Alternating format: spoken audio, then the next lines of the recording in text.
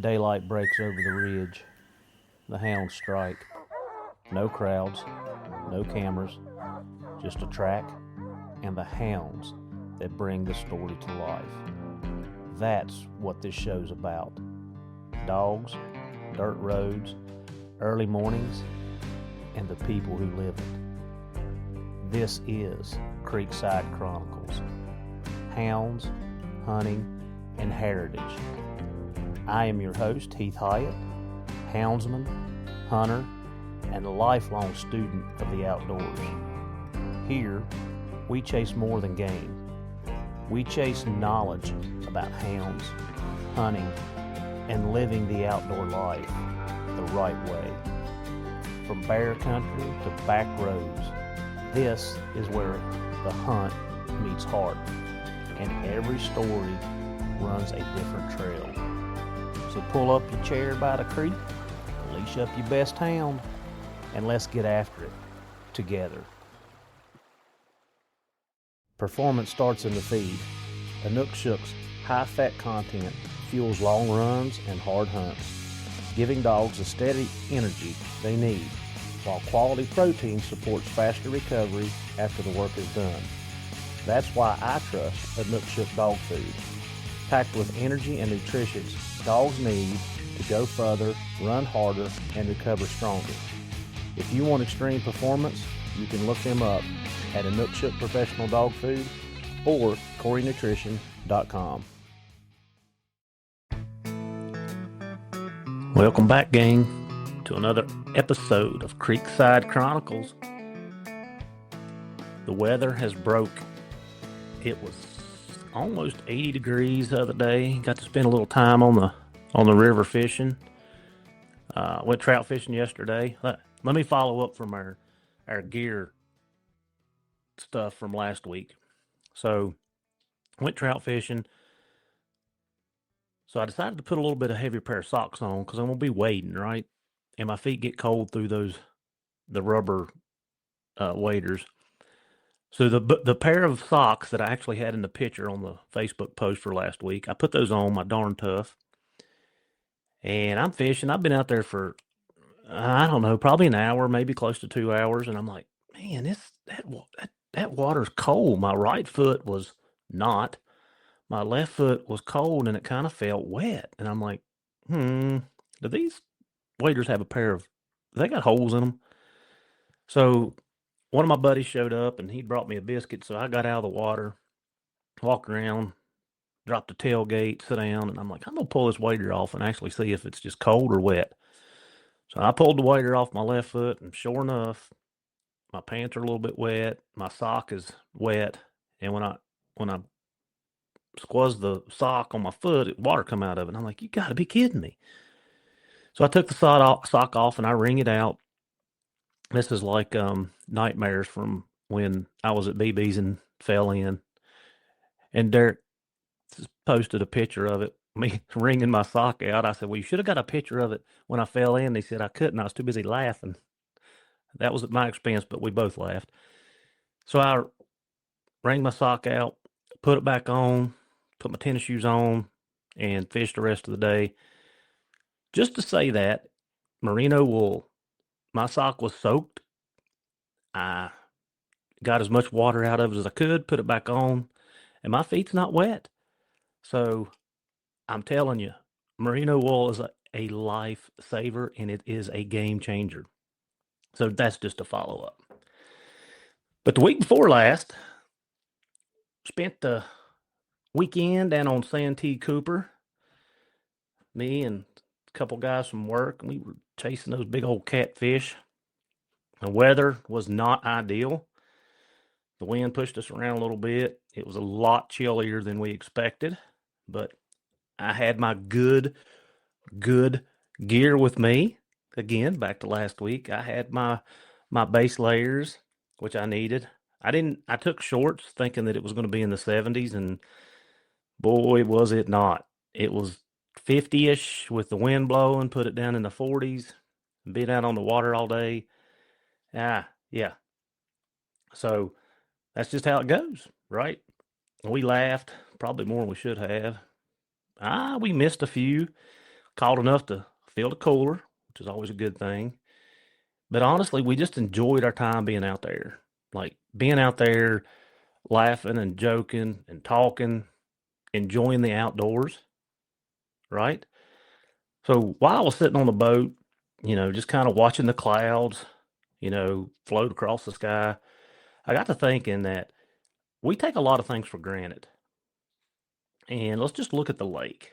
The lake access, the ability to load up, drive 5 hours, get on a boat, go fishing without asking permission from anybody. That just didn't happen.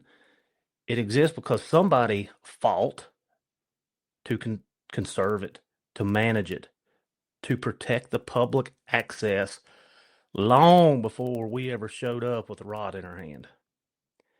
And it's the same with hunting.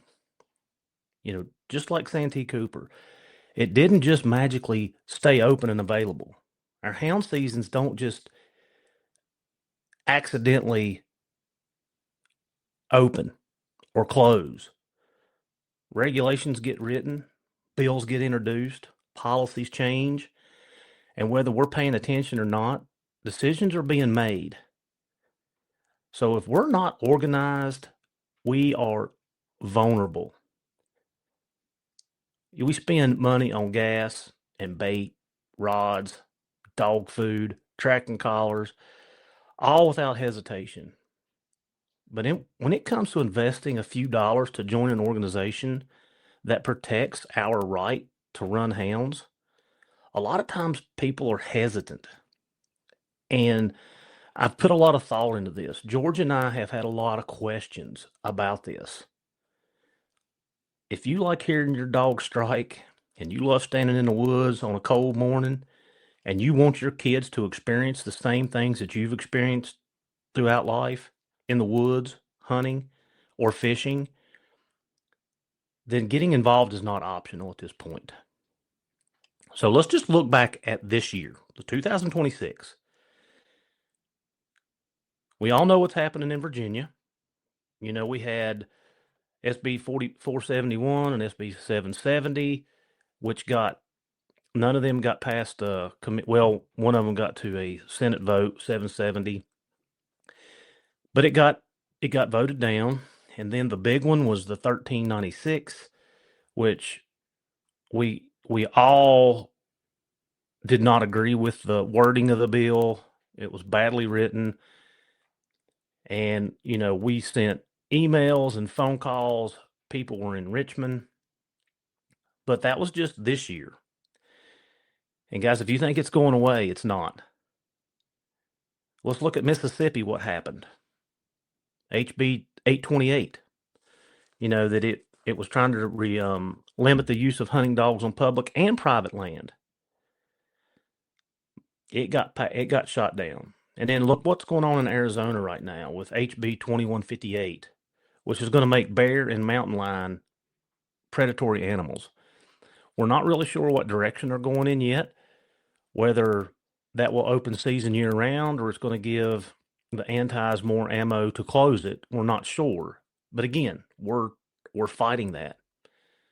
What about Hawaii? Anybody keeping up with Hawaii?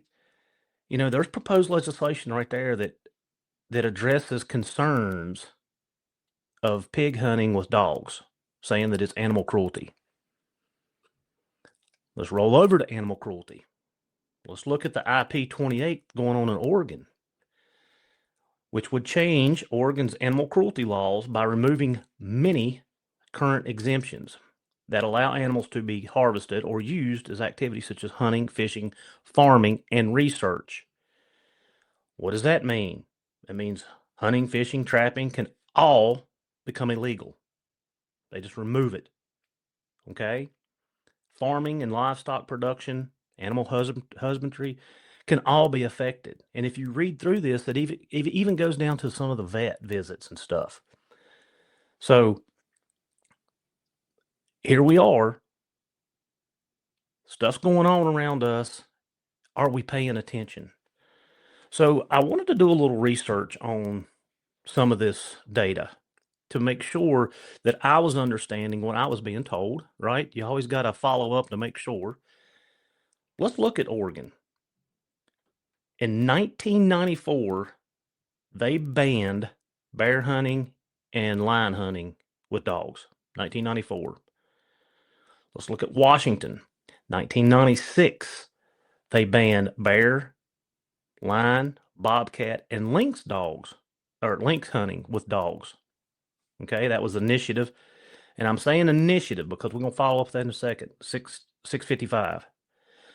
Massachusetts, they banned bear hunting with dogs in 1996 too. Let's go to Colorado.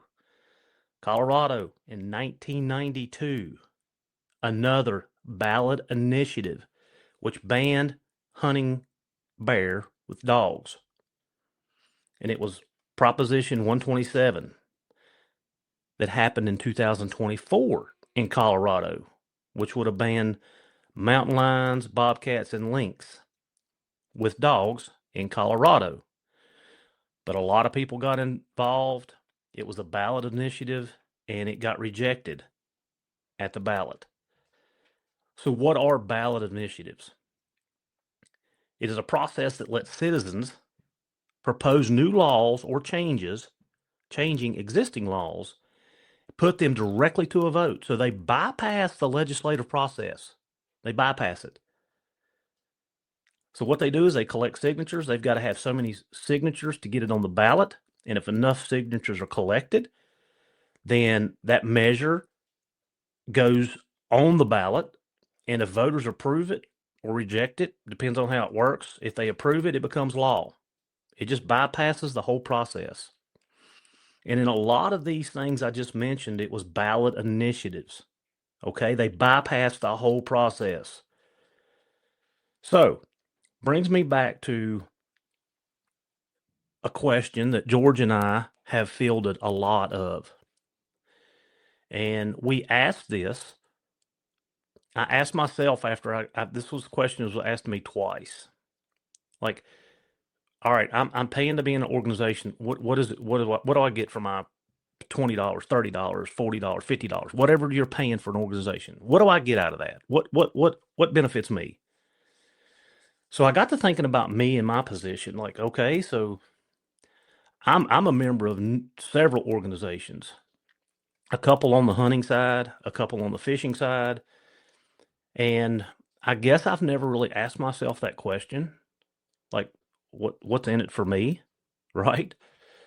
But let's look at this, and I'm going to try to break this down as quickly as I can, and just kind of run through some things. And I'm not telling you to join an organization. I'm not. That is your choice. That is your decision. A lot of people that we talk to are a little sour to say about organizations, and some people are not. So let's just run through this. And this is stuff that I broke down. And there's a reason that I'm talking about organizations, okay? So just bear with me here, and we'll get to it. So if you're paying for a membership of any organization, what are you paying for? Well, most of these organizations don't carry like hundreds of thousands of dollars. So let's break it down a little bit more. What you're funding is legislative advocacy. So what does that mean? That means that you're paying for something that protects the rights that you're interested in. Legal monitoring. Okay, this was big. This go around with this legislative session was very big for this. Okay, think about it. Numerous organizations in Virginia, and I can speak for that because I did go to Richmond. We got to give a shout out to George Lambert for our organization because he was there almost every time. Every time. On his dime, on his time, putting work aside, coming back and working late in the evening so he could go be a part of this and get the facts. And he wasn't the only one. Like, numerous people from numerous organizations were involved, okay? So without saying names and saying the wrong people here and there, there was multiple people involved. But legal monitoring, the bills that impact what you're interested in this case, all three of these bills impacted me as a hound hunter, all three of them. So I was very, very interested and involved in what was going on. It gives you a voice at the table when it comes to regulations being discussed. Public education efforts that defend ethical hunting. And sometimes we get away from the data and the science-based and the management part. That's what happens with these initiative ballots. They get away from that stuff. So just kind of put it in perspective. Let's just say $30, okay? You pay $30 for a membership. You'll spend more of that in a week on gas, on food, on energy drinks or coffee or whatever. You'll spend more than that in a week. You'll spend more than that in fuel in one hunt. I promise that. And it protects every hunt that you go on. So that makes it real. So again, I'm not advocating for you to join in organizations, but let's talk about it. You can do it individually, right? You don't have to be a part of an organization. You can still send emails and cut phone calls and show up as an individual. You absolutely can. And if you're one of the people that's doing that, a shout out to you, because it takes us all. It takes us all. But as an organization, people join because they feel like their voices aren't loud enough. They want to stand with others. And when they feel that their way of life is at risk, they want to be a part of that factor that stops it. So that's the main part of it. You just want to be a part of something. Like we all want to, be a part of a team or be a part of a movement. But let's go back to the individuals versus the organization. And I'm not saying verse like we're pitting it against each other. Absolutely not. You can do everything as an individual that you can in an organization. But one thing that I learned through this legislative process is strength in numbers. Let me repeat that. Strength in numbers. Memberships matter. They show engagement. They show legitimacy, community support, the economic impact. And when an organization can stand up and say, we represent 5,000 hunters, it carries weight. Because you know what one of the first questions we get asked? How many people do you represent? And when you say 10, 15, 20, I'm going to tell you, I've been doing my job in the police field for 23 years. And you can tell people's actions in their body language. And when you say 10, 15, 20, 30, 50, and they automatically dismiss you through their body language, you know that you're not going anywhere with that. And you can see that.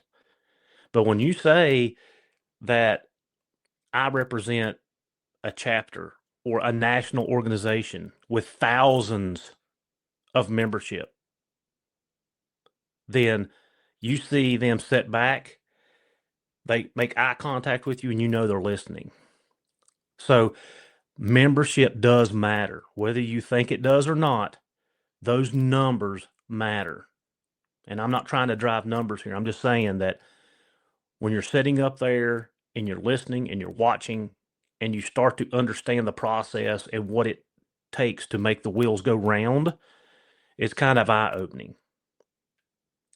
So one of the things that organizations support is wildlife research, habitat improvement, which I know we're not making a lot of gains on that. Population monitoring, the mange, monitoring.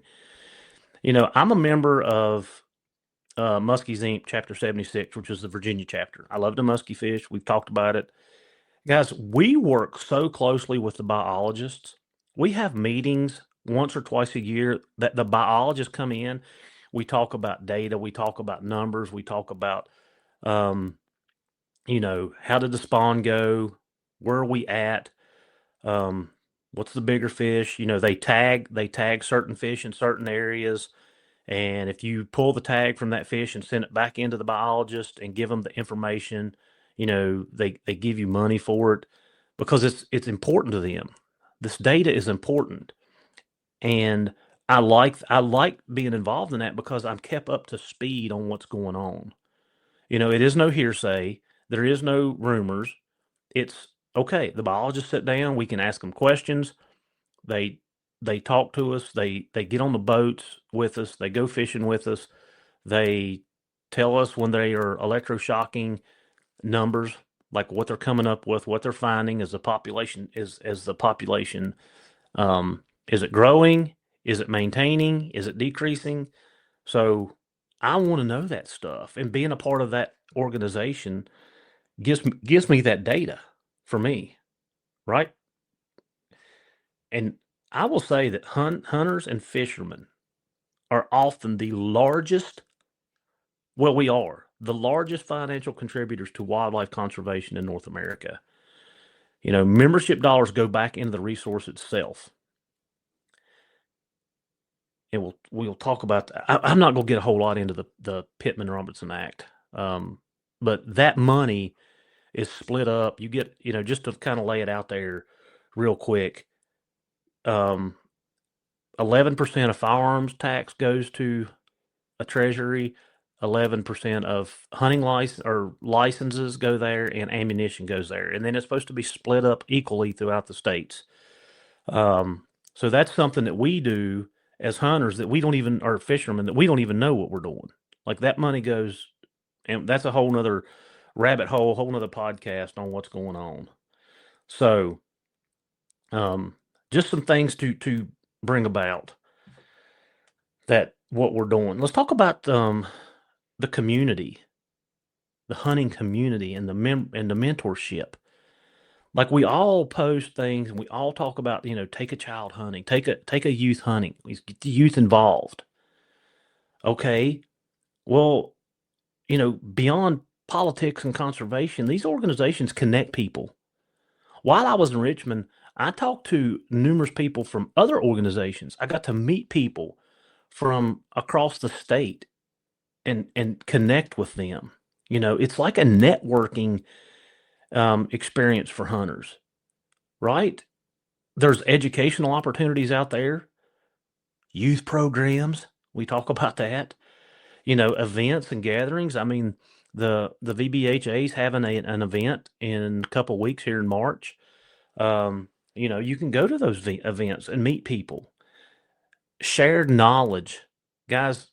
Knowledge is power. I say it all the time. You should always be learning, and knowledge is a great, great, great gift. And you can share that with your young hunters, with your new hunters. You can you can mentor somebody. All of us can go back and say, this person had a huge impact on my hound hunting or my fishing or my life in general because I spent so much time with them in the woods or on the water. Like that mentorship is invaluable. And that's what some of these organizations do. They bring people together whether we realize it or not. So one of the things that we talked about as an organization that we have lacked in, and I think a lot of both organizations on the hunting side that I'm attached to, one of our weaknesses is communication. Well, what do you mean communication? Well, like all this stuff was going on in Richmond, and if you weren't keeping up with Facebook and watching it very closely, it was hard to keep up with. We weren't getting emails, we weren't getting, You can't send newsletters out fast enough to keep up with this process. And George and I said, and I talk about George because he and I had a lot of conversations. We talked about this a lot, along with our other group. But there was so much information and it was changing so much. Like it was hard to keep up with at times. Like very hard to keep up with at times.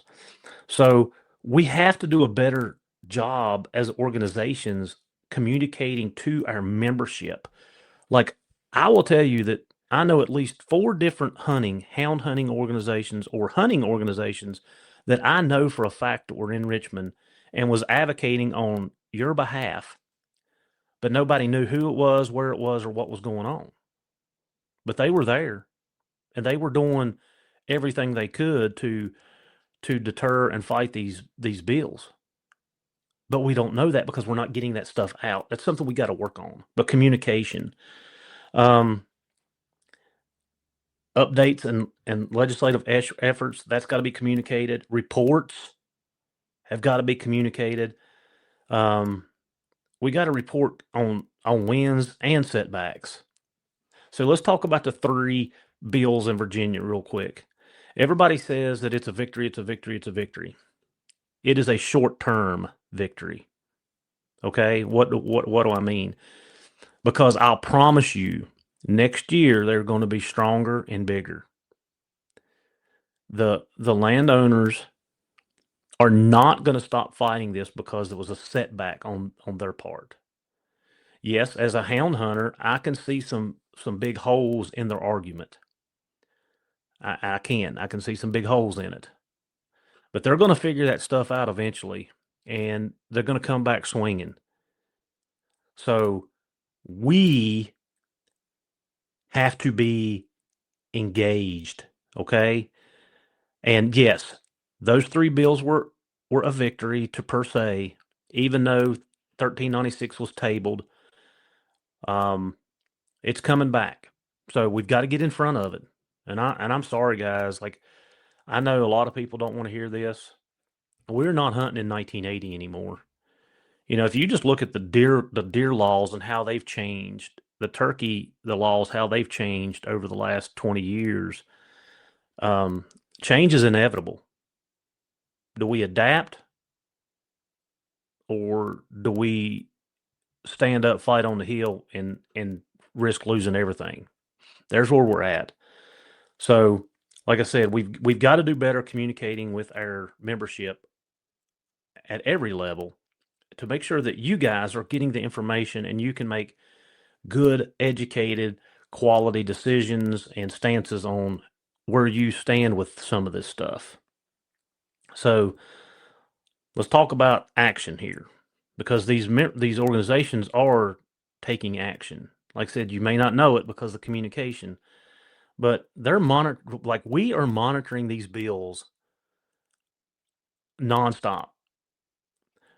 I have made 2 really good contacts in Richmond of delegates and senators that I have asked to keep me up to date when stuff gets talked about and brought up. And my goal as an individual is to spend a little more time in Richmond getting to know these senators and delegates. That's on me. I want them to know me, and I want to know them by name and face. And that's a goal of mine, not an organization, but mine. But, engaging with lawmakers, communicating with wildlife agencies, the DWR, that's something that we have got to do and do a better job of it, not just slamming our fist on the table and making demands. We've got to sit down at the table and listen, right? And then when we need it, we need to be able to mobilize our members when we need it. You should see the evidence that his work's being done, not just promises. And again, I think it goes back to communication. A lot of work's being done. It's just not being communicated thoroughly or in a timely manner. And again, that's hard. It's hard when you've got a membership. And one thing that we learned when we were at the outdoor show up in Fishersville is some people don't have social media. And that's where that's where most of us got our data or our information from. Some people just have email addresses. So, you've got to be able to figure out how you can encompass your whole membership and get information to them, right? So that brings us to the communication part, like, emails, alerts, newsletters, social media updates, you know, call to action when necessarily. Um, when you're not hearing from the leadership within that organization, that should show a red flag. And I don't mean a red flag like, oh, there's trouble brewing or they're not doing their job. It's the communication part has to be there, right? But let's move on to one step forward. These organizations should promote ethical hunting, respect for landowners, compliance with game laws, and a positive public image. And I cannot say that enough. And I'm going to tell, I'm going to revert back to my job. Most people hate the police. That's just a fact. Most people do not like the uniform. They do not like the authority. They just don't. They don't like it. But if I can make one person change their mind about how they feel about a police officer, myself, then what happens is they go back to their family and they tell their husband or their wife or their children or their mothers or their fathers, and now I've changed 10 people's minds by making a good impression, a positive influence with one person. So think about that. Public image has to be in a positive light. We got to do better. It's going to affect the future of policies, and a good organization understands that. So let's go back to the cost here. Okay. So we were asked through a Facebook thread post, well, I pay this money and I don't get it. I don't get anything for it.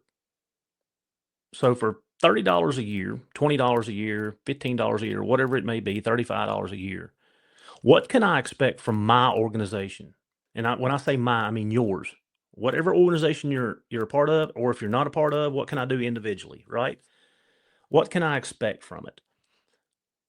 So do you expect them to single-handedly, because this was brought up, well, I pay this money and I should be able to go to work and do my job and not have to worry about what's going on. That's what I'm paying them for.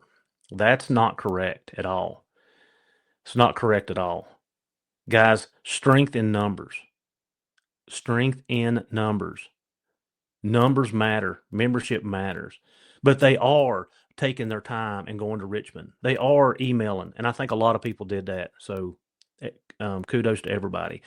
Phone calls, emails, talking with their delegates and their senators, sitting down and having a conversation moving forward. Like, that's the stuff that's going on that you're paying your dues are going for. It's to be a part of something bigger. It's to be a part of something that you are passionate about and want a seat at the table when you are at work. Somebody is talking for you.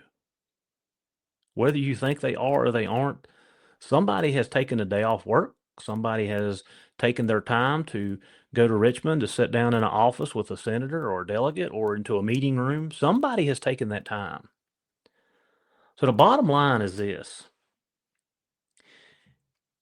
If you benefit from hunting, let's not say benefit. If you enjoy it and it's a way of life, you should help protect it. If you care about access, then you need to defend it. If you want your kids and your grandkids to hunt, then you need to preserve it. And for the money, you should expect. I expect representation. That was my biggest thing, representation and communication. That was my two answers when I asked myself that. I want transparency. I want advocacy. I want leadership. I want conservation support. Hunting has always been about responsibility to the land, to the wildlife, and to the next generation. So whether you support an organization that stands guard over these things is a simple extension of that responsibility. Guys, if we don't get involved, somebody else will. And they're not going to fight for us. Hunting with hounds has never survived on silence. It has survived because men and women are willing to stand up, to organize, and to defend it when it matters the most. Today is no different.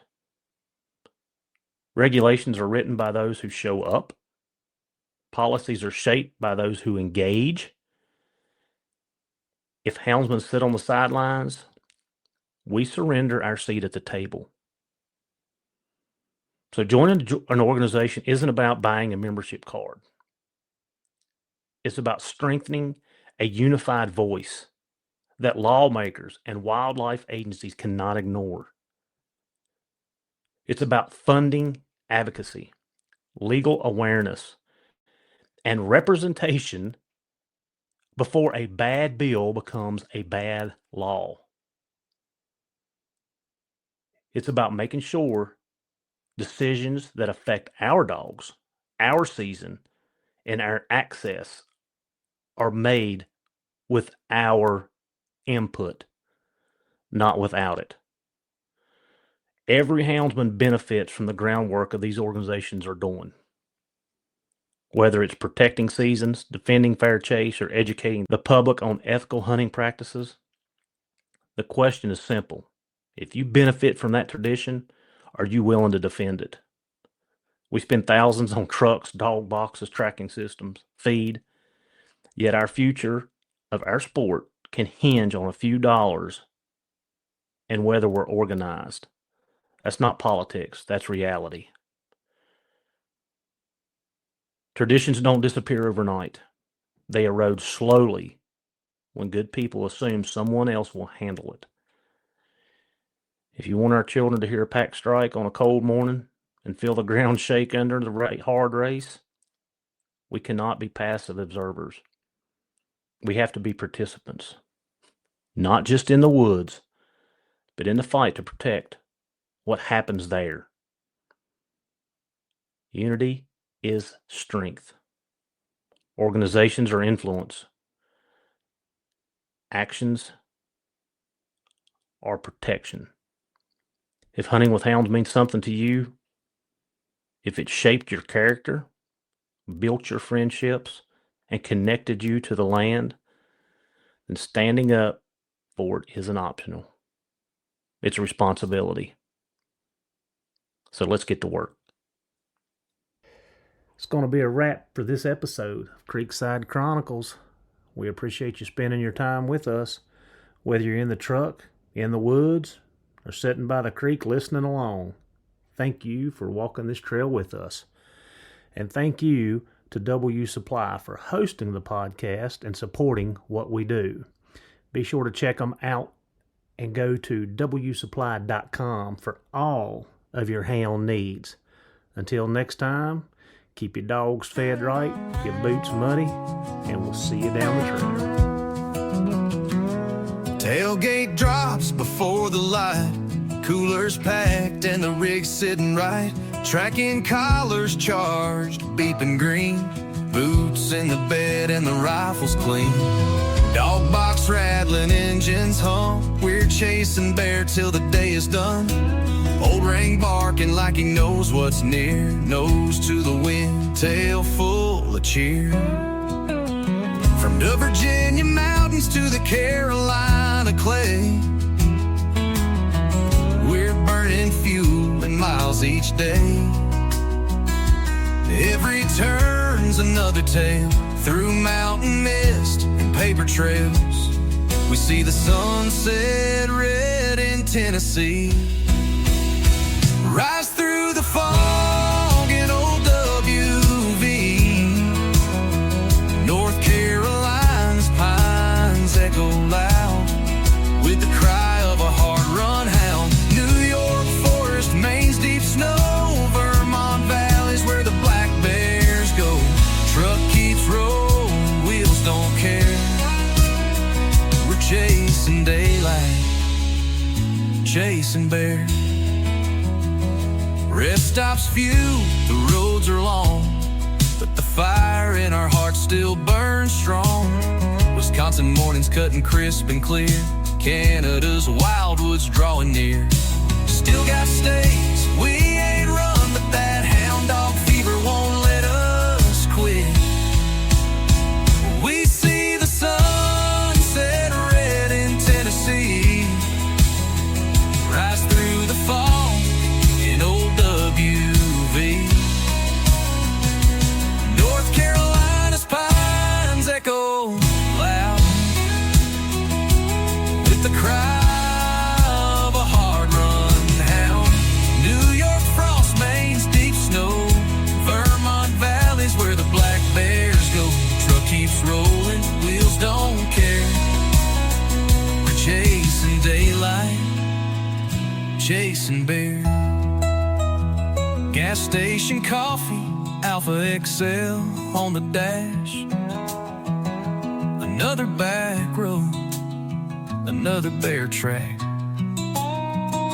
Friends made fast and stories told slow. Under stars where only hunters go. We see the sunrise gold in Canadian air, and it sets on a trail down in Appalachia. Packing steel and leather, grit and care. We're built for the road and chasing bear. So load the dogs and slam the gate. There's a trail ahead, we won't be late. From dawn to dusk, we're always there. Chasing daylight, chasing them bears.